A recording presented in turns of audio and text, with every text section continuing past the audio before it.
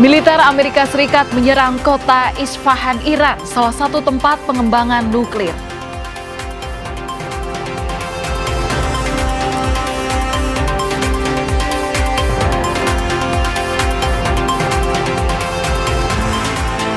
Indonesia dan Jepang menawarkan diri untuk jadi mediator demi akhiri perang Amerika Serikat-Iran.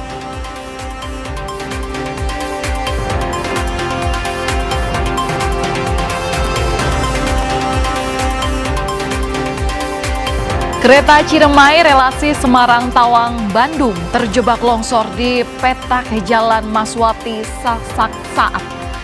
Imbasnya, beberapa perjalanan kereta api rute Jakarta-Bandung lumpuh.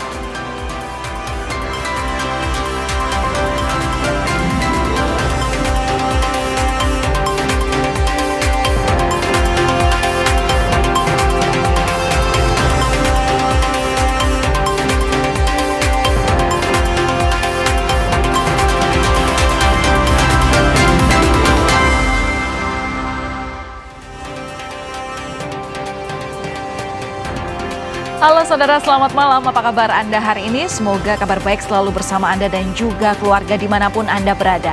Hari ini pada 1 April 2026 Kompas Malam hadir untuk Anda. Saya Valentina Sitorus dan langsung saja inilah Kompas Malam selengkapnya.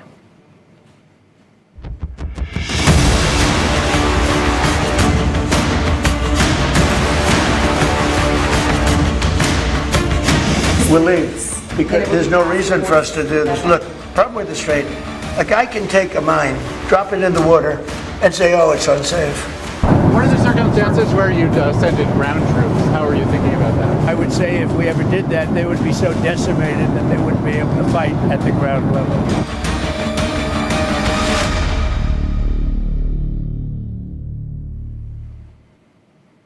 Saudara, militer Amerika Serikat menyerang kota Isfahan, Iran yang diyakini menjadi tempat pangkalan udara utama Iran dan salah satu tempat pengembangan nuklir.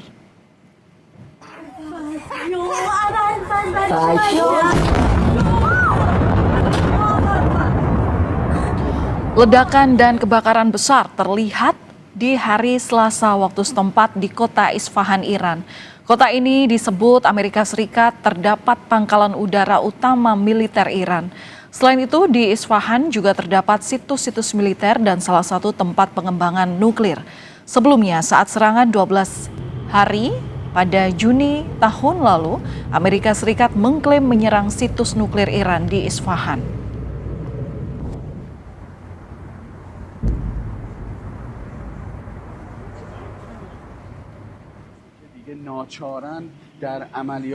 Di kota Teheran, Iran, terlihat sisa serangan termasuk di jalan dekat bekas kedutaan Amerika Serikat.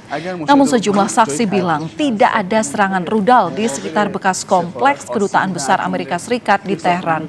Mereka menduga serangan terjadi di dalam kompleks eks kedutaan besar Amerika Serikat.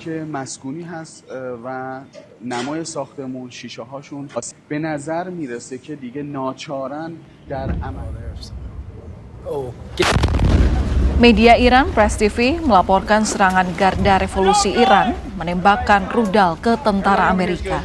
Detik-detik jatuhnya rudal direkam tentara Amerika Serikat yang nyaris mengenai mereka. Momen rudal balasan Iran menghantam pangkalan militer Amerika direkam oleh tentara Amerika Serikat. Rudal Iran meledak hanya beberapa meter dari posisi tentara Amerika Serikat.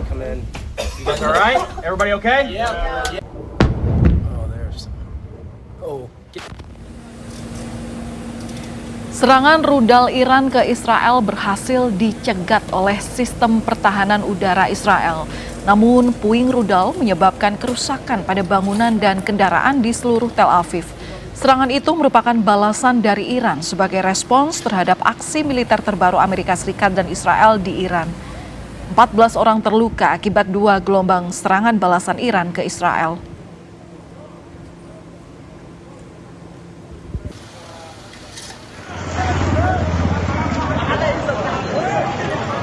Sementara itu di ibu kota Lebanon, Beirut, kembali diguncang serangan. Pasukan Israel melancarkan serangan udara ke Beirut.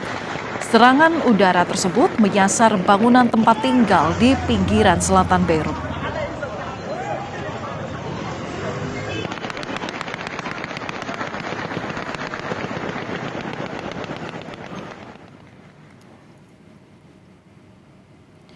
Militer Israel atau IDF merilis sebuah video yang mengklaim serangannya telah menewaskan pasukan Hizbullah dalam hitungan menit. Serangan divisi ke-146 ini menyasar kelompok di Lebanon Selatan usai kelompok ini meluncurkan pesawat tak berawak ke arah pasukan Israel hingga terluka. Menurut IDF, para tentara yang mengalami luka telah dirawat di rumah sakit.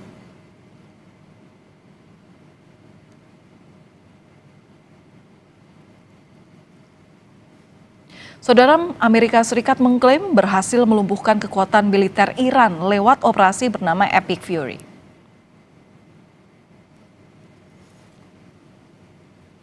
Komandan Komando Pusat Amerika Serikat Brad Cooper mengklaim kemampuan Iran menyerang ke luar wilayah sudah jauh berkurang. Menurut Cooper, sebagian besar pertahanan udara dan gudang rudal Iran sudah hancur. Now in our 5th week of the campaign, it is my operational assessment that we are making undeniable progress in eliminating Iran's ability to project power in meaningful ways outside its borders. We don't see their Navy sailing, we don't see their aircraft flying, and their air defense and missile defense systems have largely been destroyed. Amerika Serikat meningkatkan kehadiran militernya di Timur Tengah seiring konflik yang terus berlangsung dengan Iran. Media di Amerika, Wall Street Journal, melaporkan kapal induk ketiga Amerika USS George H.W. Bush dikerahkan ke Timur Tengah menyusul kapal induk Amerika Serikat lainnya, yakni USS Abraham Lincoln dan USS Gerald R. Ford. Sebelumnya, USS Massachusetts juga bergabung dengan armada Angkatan Laut Amerika Serikat. Kapal selam serang cepat ini dapat menyelam hingga kedalaman lebih dari 800 kaki atau 240 meter dan memiliki teknologi paling canggih. On the battlefield, because of the latitude the president has given us, American firepower is only increasing. Iran's decreasing. We have more and more options and they have less. The upcoming days will be decisive. Iran knows that, and there's almost nothing they can militarily do about it. Yes, they will still shoot some missiles, but we will shoot them down. Saudara, memasuki pekan kelima perang Amerika Serikat, Israel, dan Iran, eskalasi saling serang belum menunjukkan tanda mereda. Presiden Prabowo Subianto dan Perdana Menteri Jepang Sanai Takaichi sepakat siap menjadi mediator konflik global. Amerika Serikat melalui Komandan Komando Pusat Brad Cooper menyatakan militernya berhasil melumpuhkan kekuatan militer Iran lewat operasi bernama Epic Fury. Kemampuan Iran untuk menyerang keluar wilayahnya disebut sudah jauh berkurang. Di tengah klaim kemenangan militer Amerika Serikat atas Iran, muncul sinyal penarikan pasukan dalam waktu dekat. Presiden Donald Trump menyatakan dalam waktu 2 hingga 3 minggu ke depan pasukannya akan pergi. Menurut Trump, misi utama memastikan Iran tidak memiliki senjata nuklir telah tercapai. Pardon me for interrupting. The U.S. will be gone or done with the war in 2 I think with 2 or 3 weeks, Not 3 weeks. If it is we'll 3 leave. weeks, Because then it there's will no be reason possible. for us to do this. Look, problem with the Strait, a guy can take a mine, drop it in the water, and say, oh, it's unsafe. It's not like you're taking out an army or you're taking out a country or they can drop it. Or you can take a machine gun from the shore and shoot a few bullets at a ship. Or maybe an over-the-shoulder missile, small missiles. That's not for us. That'll be for France. That'll be for whoever's using the Strait. Sebelumnya Iran secara tegas menolak rencana perdamaian 15 poin yang diusulkan Trump dengan menyebut tuntutan itu berlebihan, tidak realistis, dan tidak logis.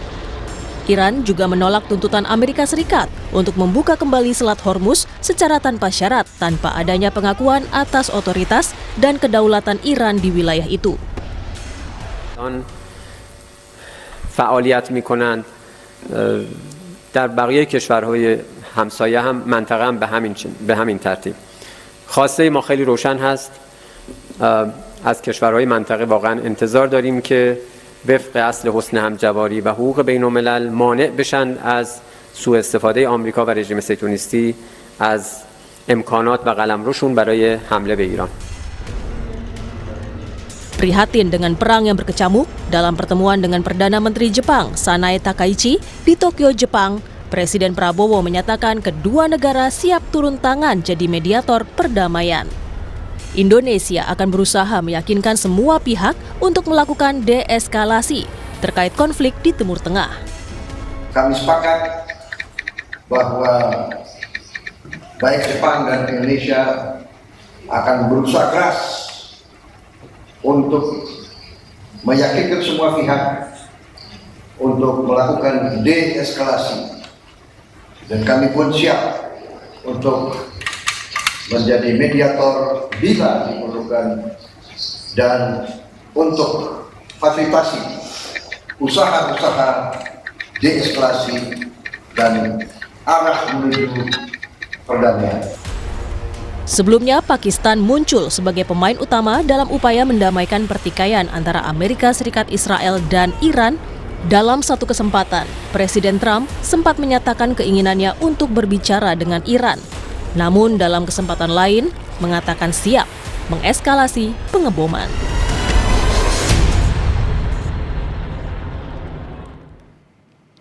Saudara, perang di Timur Tengah terus berkecamuk. Kini Indonesia dan Jepang menawarkan untuk menjadi mediator demi perang berakhir. Apakah langkah ini bisa disambut oleh pihak Amerika Serikat dan Iran? Kita akan bahas bersama dengan pengamat Timur Tengah Hasibullah Satrawi. Selamat malam Pak, apa kabar? Selamat malam Mbak Valen, Alhamdulillah kabar baik. Alhamdulillah kabar baik, semoga selalu untuk Anda dan juga keluarga Pak Satrawi. Pak, ini Trump beberapa waktu lalu ini menyatakan kalau akan tarik mundur pasukannya 2 atau 3 minggu ke depan. Tapi kenyataannya justru ada pasukan yang datang melalui kapal induk yang baru saja berlayar di Timur Tengah. Nah, ini apakah jadi sinyal bahwa perang ini masih akan berlangsung berkepanjangan? Ya, saya rasa memang kita harus membedakan perkembangan perang ini di 2 level ya. Yang pertama di lapangan dan yang kedua di ruang-ruang pengambilan keputusan. Kalau kita lihat di lapangan, maka sebenarnya memang sampai hari ini belum ada tanda-tanda perang ini akan segera berakhir. Misalkan beberapa menit yang lalu, beberapa detik yang lalu, kita menyaksikan bagaimana sirena di Israel itu berbunyi tiada henti sebagai tanda bahwa datangnya rudal-rudal dari Iran. Padahal kita ikutin beberapa jam sebelumnya itu sempat dilaporkan sempat menurun dan cukup menggembirakan. Tapi sekali lagi dalam perkembangan terbaru justru rudal-rudal Iran kembali datang yang menjawab serangan-serangan yang juga dilakukan oleh Amerika dan Israel di tempat-tempat di Iran. Nah, ini sekali lagi menunjukkan bahwa di lapangan belum ada tanda-tanda para pihak atau 3 negara ini untuk mengakui kekalahan. Justru mereka masih siap untuk tancap gas, menunjukkan bahwa mereka masih punya kemampuan dan ingin mencapai kemenangan. Nah, memang di sisi yang lain atau di ruang yang berbeda, terutama di ruang pengambil kebijakan, terutama di Amerika Serikat, saya melihat ada kayak semacam fluktuasi ataupun apa ya, perkembangan-perkembangan yang sifatnya kontradiktif atau tidak linear di antara satu keadaan dengan keadaan yang lain. Dan sebenarnya itu tidak aneh kalau kita pahami dari sosok Presiden Donald Trump yang memang dikenal sebagai sosok yang susah ditebak. Ini orang yang sangat, menurut saya bukan hanya susah ditebak, tapi kadang-kadang punya kezigzagan yang luar biasa. Misalkan yang beberapa menit atau beberapa jam yang lalu, beliau mengatakan secara tiba-tiba bahwa siap untuk menarik atau menghentikan perang, bahkan walaupun Selat Hormuz masih ditutup. Ya. Oke, Pak Satrawi, tapi kalau begitu, bagaimana Anda melihat tawaran Jepang dan Indonesia untuk jadi mediator terbaru ini?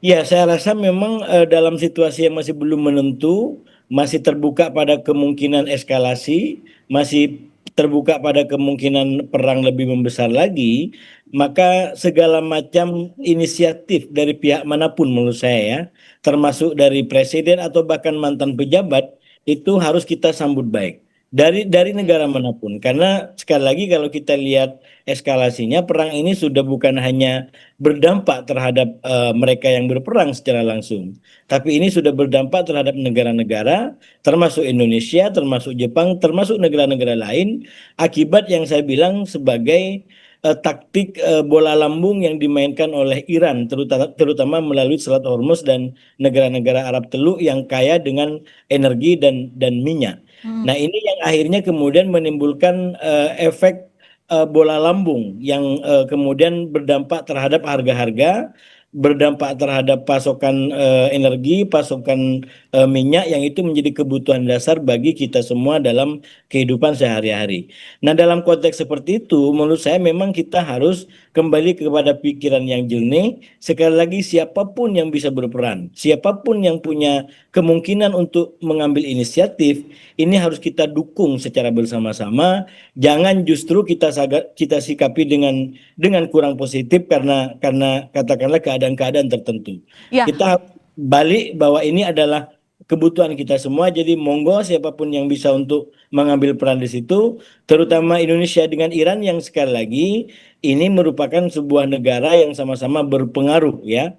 Ya. Jadi Jepang bisa misalkan mendekati ke Amerika untuk bagaimana dia lebih menghormati negara lain daripada terus-menerus melakukan sebuah kebijakan yang merugikan negara lain. Nah, sementara Indonesia juga bisa mendekati Iran, mendekati negara-negara di kawasan yang sekarang juga berlomba-lomba untuk bagaimana tiga negara ini bisa kembali ke perundingan. Walaupun Pak, sampai oke. hari ini, kalau saya menggunakan yang digunakan oleh Menlu Iran, yang terjadi bukan perundingan, tapi saling berbalas surat. Jadi ini menunjukkan bahwa perkembangan yang masih sangat-sangat lambat. Oke, Pak Satrawi, berarti artinya Jepang ini bisa ya untuk memediasi agar deeskalasi perang ini bisa kemudian selesai begitu. Artinya ada lampu hijau di sana. Karena kan kalau kita lihat backgroundnya Jepang, ini kan dapat izin dari Iran lewat Selat Hormuz. Kemudian beberapa waktu lalu Jepang ini juga ketemu Trump. Nah, apakah Jepang ini Anda lihat juga bisa menjadi sosok yang dipercaya Iran dan juga Amerika Serikat untuk mewujudkan deeskalasi perang itu? Singkat Saya saja, rasa Pak. Jepang dan Indonesia memang sama-sama negara besar yang punya pengaruh ya. Kalau kita di Timur Tengah, Jepang itu sangat dihormati oleh negara-negara di Timur Tengah, baik itu Arab, negara-negara Arab ataupun di luar Arab seperti Turki atau bahkan Iran itu sendiri. Dan kita tahu juga bagaimana Jepang juga punya pengaruh dan hubungan sangat baik dengan Amerika, bahkan juga dengan negara-negara di Eropa. Jadi kalau menurut saya, kalau kemudian dua negara Jepang dengan Indonesia mengambil peran untuk mempercepat katakanlah proses mediasi yang sekarang berlangsung, itu akan lebih memperkuat upaya-upaya yang ada. Karena sekali lagi ini kan polanya sudah mulai mengembang konfliknya. Misalkan yang terbaru, Trump sudah mulai kasih ultimatum dia akan keluar dari NATO. Jadi perang ini juga bisa mengiris kembali, membuka luka dan konflik yang baru, misalkan di antara Amerika dengan sekutu-sekutunya di Eropa. Nah, menurut saya peran para pihak bukan hanya dalam konteks perang ini sekarang, tapi bagaimana ke depan tidak semakin terjadi pembelahan-pembelahan yang bisa membuka perang di masa yang akan datang. Baik, terima kasih atas analisa Anda, pengamat Timur Tengah Pak Hasibullah Satrawi. Terima kasih sudah berbagi analisa Anda di Kompas Malam Kompas TV. Salam sehat selalu, Pak. Terima kasih, Mbak Valen. Saudara, kami akan kembali usai jeda dengan informasi mengenai mengenai Wakil Tetap Indonesia untuk PBB yang menuntut PBB investigasi insiden tewasnya 3 prajurit TNI dalam misi perdamaian di Lebanon.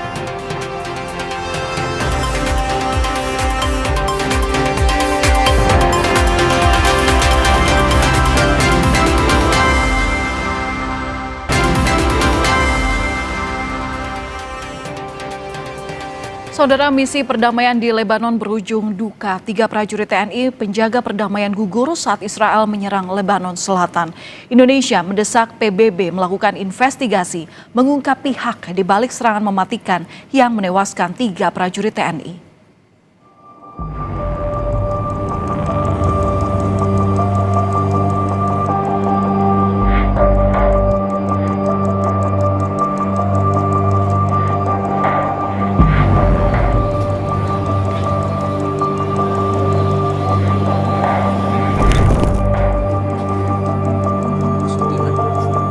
Suasana duka masih terasa di rumah Praika Farizal Ramadan, prajurit TNI yang gugur di Lebanon Selatan. Para pelayat silih berganti datang mengucapkan duka cita pada keluarga korban. Ungkapan duka cita juga terus berdatangan ke rumah Kapten Infanteri Zulmi Aditya Iskandar di Kampung Kendal, Cimahi Utara, Kota Cimahi. Di mata keluarga, Kapten Infanteri Zulmi Aditya Iskandar adalah sosok anak yang membanggakan. Yang jelas anak kebanggaan ya, anak kebanggaan, masa depan yang bayangan saya sangat cemerlang. Ucapan bela sungkawa disampaikan Presiden Prabowo Subianto atas gugurnya 3 prajurit TNI. Melalui akun Instagramnya, Presiden menyampaikan turut berduka cita atas gugurnya Kapten Infanteri Zulmi Aditya Iskandar, Sertu Muhammad Nur Ikhwan, dan Praika Farizal Ramadan saat menjalani misi perdamaian di Timur Tengah. Panglima TNI memastikan prajurit yang gugur di Lebanon akan segera dipulangkan dan diberikan hak-haknya, mulai dari kenaikan pangkat luar biasa, asuransi asabri senilai 350 juta rupiah, hingga beasiswa sekolah untuk anak yang ditinggalkan. PBB mengutuk keras serangan mematikan dalam 2 hari berturut-turut terhadap pasukan penjaga perdamaian yang bertugas di Lebanon. Dalam sidang darurat Dewan Keamanan PBB, Wakil Tetap Indonesia untuk PBB Umar Hadi menyampaikan duka dan kemarahannya. Ia menuntut PBB menginvestigasi insiden tewasnya 3 prajurit TNI dalam misi perdamaian di Lebanon. Indonesia strongly condemns Israeli attacks in southern Lebanon, which constitute a serious violation against the sovereignty and territorial integrity of Lebanon. The Security Council to keep abreast of the investigation and to immediately follow up the results. We demand that the perpetrators must be held legally accountable. Immunity must not become the standard, and attacks against peacekeepers must not be repeated nor tolerated. PBB tengah menginvestigasi 2 peristiwa serangan yang menewaskan 3 prajurit TNI di Lebanon Selatan. Unifil berjanji akan transparan terhadap hasil investigasi dan menuntut kepada pihak manapun yang terbukti bertanggung jawab. These explosions. This is part of an investigation of the 2 investigations that UNIFIL has launched to determine exactly what happened. At the conclusion of this investigation, we'll share the results with the parties, and any party who is found to be responsible, we will protest this to them formally. Sementara itu, Israel membantah melakukan serangan yang menewaskan 3 pasukan perdamaian PBB asal Indonesia di Lebanon Selatan. Israel menuding kelompok Hizbullah lah yang melakukan serangan secara sengaja untuk membahayakan pasukan perdamaian PBB. In the direct line of fire, we notified UNIFIL so they would be aware of this risk and take precautions. And let me quote directly what we wrote. Hezbollah is exploiting the presence of the United Nations positions in a manner that endangers UNIFIL personnel. We asked for temporary repositioning. Pasukan penjaga perdamaian tidak boleh menjadi target perang. Serangan terhadap pasukan perdamaian merupakan kejahatan perang dan pelanggaran serius terhadap hukum humaniter internasional dan tidak dapat dibenarkan dalam kondisi apapun.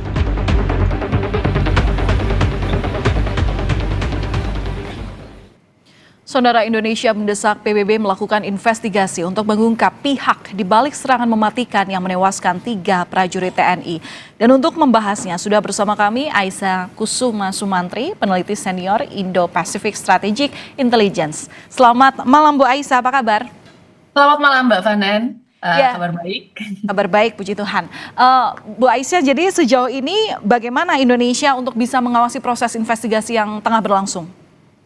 Ya, jadi proses investigasi ini kan harus melalui sebenarnya Dewan Keamanan PBB. Dan walaupun sebenarnya tidak selalu duduk di Dewan Keamanan, Indonesia ini sebenarnya tetap bisa mengawal ya melalui tekanan diplomatik dan diplomasi dan legitimasi moral kita sebagai kontribusi dan kontributor utama peacekeeping. Nah, sekarang Indonesia ini punya leverage yang cukup kuat sebagai kontributor besar pasukan. Dan selama beberapa tahun ini kan terlihat 2025 sampai 2026 Indonesia kan ini menempati pasukan urutan kelima ya, kontributor terbanyak di dalam WTO. Dan kita lihat di sini bahwa Indonesia juga kemudian memiliki peranan aktif, diantaranya kan selain di UNIFIL ini juga ada di MONUSCO, lalu kemudian ada MINUSCA, dan kemudian ada UNIMIS. Dan kita lihat sebenarnya ini bisa dilakukan melalui misalnya closed door diplomacy dan informal briefing. Nah, tetapi kita lihat di sini ada beberapa hak Indonesia sebagai negara pengirim sebenarnya. Yang pertama adalah melakukan full investigasi ya. Ini termasuk diantaranya adalah meminta transparansi hasil atau fact-finding mission dan melalui laporan resmi PBB. Nah, selain itu juga sebenarnya Indonesia bisa juga nih Mbak menuntut pihak pelaku untuk bertanggung jawab dan dikenakan konsekuensi internasional, apakah melalui sanksi, apakah melalui embargo. Nah, dari sini sebenarnya kita lihat bahwa kita masih bergantung ya dengan mekanisme resmi dari PBB. Tetapi permasalahannya memang karena sanksinya ini harus melalui DKPBB, ini ada beberapa potensi-potensi. Di antaranya adalah berpotensi dikenai hak veto oleh salah satu negara.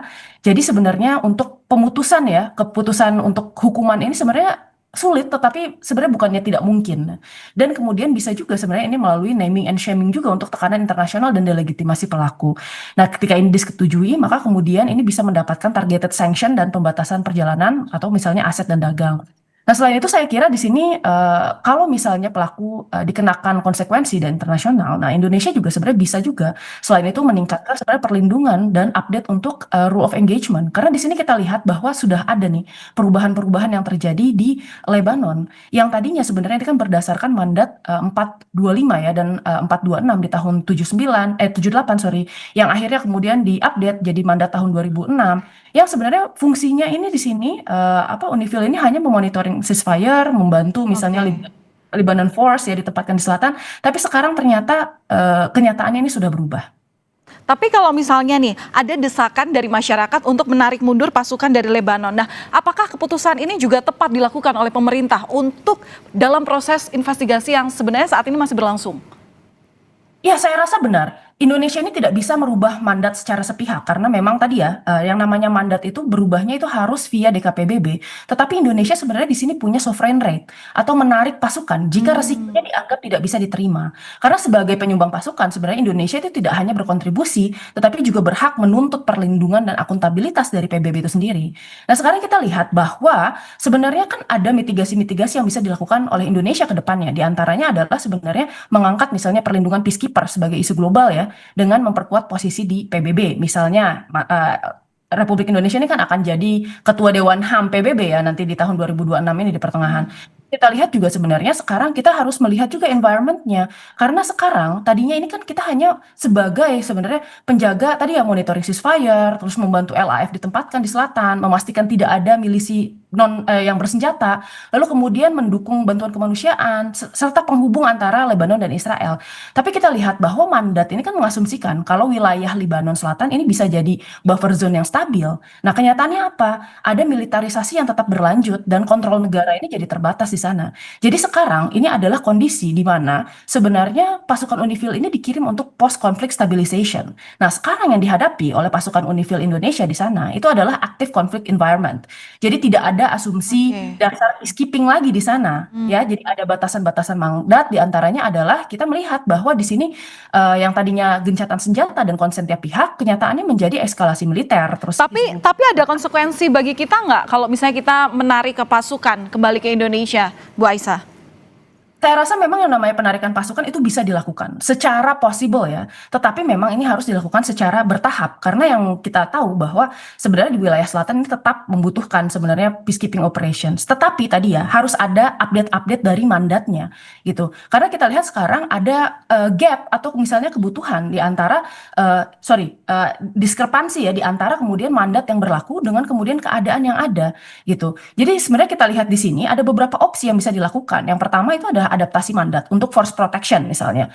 Karena sekarang kita lihat bahwa karakteristik perangnya sudah berubah. Tadinya perang tradisional ya di tahun 2006 itu, lalu kemudian kita lihat sekarang jadi perang yang melibatkan drone, lalu kemudian melibatkan senjata-senjata modern gitu ya. Jadi perlu ada mandat untuk kemudian bisa melindungi anggotanya ini. Yang kedua adalah harus dilengkapi dengan intelligence capacity juga. Jadi ada update untuk ROA terbatas ya, rule of engagement yang terbatas.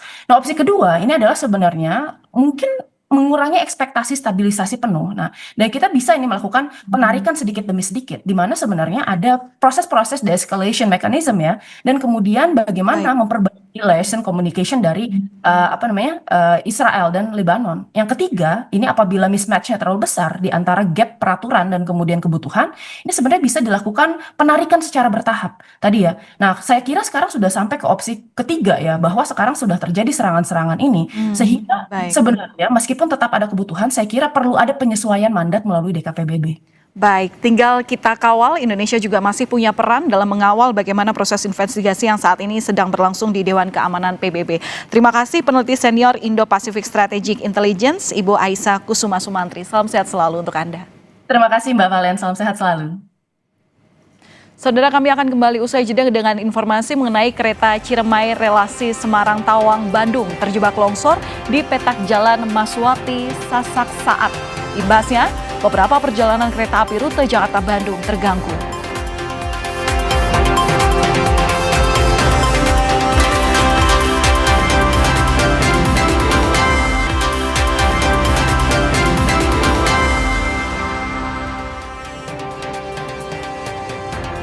Saudara, kereta Ciremai relasi Semarang Tawang Bandung terjebak longsor di petak Jalan Maswati Sasak Saat, Kabupaten Bandung Barat pada Rabu siang.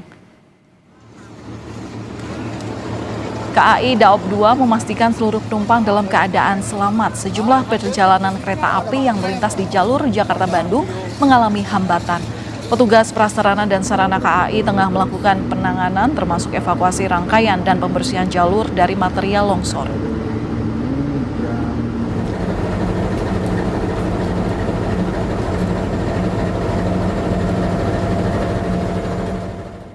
PT KAI Daob 2 Bandung bilang cuaca di lokasi yang masih diguyur hujan menjadi kendala pemindahan lokomotif. KAI juga memastikan sebanyak 7 perjalanan kereta dibatalkan akibat jalur tertutup longsor. Kami belum bisa memastikan ya, karena kita juga melihat sekarang kondisi hujan seperti ini, kita belum bisa memastikan. Tapi yang jelas kami akan berusaha cepat mungkin. Harapan kita sebelum tengah malam sudah selesai. Dan ada beberapa perjalanan Parahyangan yang terpaksa kami batalkan, kemudian ada ke Papandayan, ada juga komuter lain yang terpaksa kami batalkan. Semua kami lakukan demi keselamatan perjalanan kereta. Sampai saat ini ada sebanyak 7 perjalanan yang terpaksa kami batalkan. Dan untuk mengetahui kondisi terkini di lokasi longsor, kita tanyakan pada jurnalis Kompas TV Ahmad Fadlillah. Fadli, selamat malam. Jadi bagaimana kondisi pembersihan material longsor KAI Ciremai hingga malam hari ini? Ya, Valen dan saudara, dapat saya laporkan bahwa hingga malam ini proses evakuasi lokomotif kereta api Ciremai yang anjlok di Jalan Petak Maswati Sasak Saat Cikalangwetan, Kabupaten Bandung Barat masih terus dilakukan oleh PT KAI Daob 2 Bandung, di mana proses evakuasi ini sudah dilakukan sejak terjadinya pada pukul 14.53 waktu Indonesia sekitar jam 3 sore hingga saat ini, di mana proses evakuasinya itu dilakukan pertama adalah upaya yang dilakukan PT KAI Daob 2 adalah melakukan pembersihan material longsor yang menutupi area atau rel kereta api, dan yang kedua upaya yang dilakukan adalah berupaya melakukan evakuasi lokomotif KA Ciremai dengan mengerahkan 1 unit kren, di mana memang Valen di belakang saya ini adalah tempat proses evakuasi lokomotif kereta api Ciremai masih terus dilakukan dengan menggunakan 1 unit kren, di mana hingga 8 jam lebih proses lokomotif ataupun evakuasi masih belum membuahkan hasil dikarenakan beberapa kendala, di mana faktor cuaca hujan yang terus terjadi di lokasi kejadian. Yang kedua, adanya takutnya ada peristiwa longsor susulan dikarenakan posisi rel kereta api itu hanya berdekatan dengan lokasi longsor tebing sekitar 20 meter yang mengalami longsor pada sore tadi, sehingga kereta api Ciremai ini mengalami anjlok. Yang ketiga adalah material longsor ini tidak hanya menutupi bantaran rel kereta api, tetapi masuk ke bagian area bawah lokomotif, sehingga proses evakuasi untuk lokomotif kereta api Ciremai ini masih dilakukan dengan menggunakan dan pembersihan material longsor yang masuk ataupun berada di bawah lokomotif kereta api Ciremai ini. Valen. Iya, Fadil, sampai saat ini bagaimana kondisi penumpang? Apakah seluruhnya sudah dievakuasi? Ya, memang Valen, sejak kejadian PT KAI Daob 2 Bandung melakukan evakuasi tidak hanya lokomotif kereta api, tapi para penumpang yang berdasarkan informasi yang saya dapat jumlah mencapai 200-an, di mana para penumpang ini dievakuasi menggunakan bus ke stasiun Padalarang dan kemudian melanjutkan perjalanan darat melalui jalur tol Cipularang. Memang Valen, dampak dari anjloknya kereta api Ciremai ini mengganggu sejumlah perjalanan. Tercatat sekitar ada 7 perjalanan sehingga pihak KAI Daob 2 Bandung melakukan pembatalan perjalanan tersebut dan memberikan kesempatan bagi para penumpang sudah membelikan tiket untuk kembali refund tiket perjalanan mereka sudah dipesan oleh. Baik, terima kasih atas laporan Anda. Jurnalis Kompas TV Ahmad Fadilah langsung dari Bandung Barat, Jawa Barat. Saudara, imbas perang Iran, Menteri Ketenagakerjaan Yasir Lee menerbitkan surat edaran terkait penerapan work from home sebagai efisiensi energi di tempat kerja bagi BUMN, BUMD, dan swasta. Menaker juga mengimbau perusahaan swasta juga menerapkan WFH 1 hari dalam seminggu. Pelaksanaan WFH dilakukan dengan ketentuan tak mengurangi upah dan cuti tahunan pekerja. WFH dikecualikan bagi sektor kesehatan, energi, infrastruktur, pelayanan masyarakat, dan retail.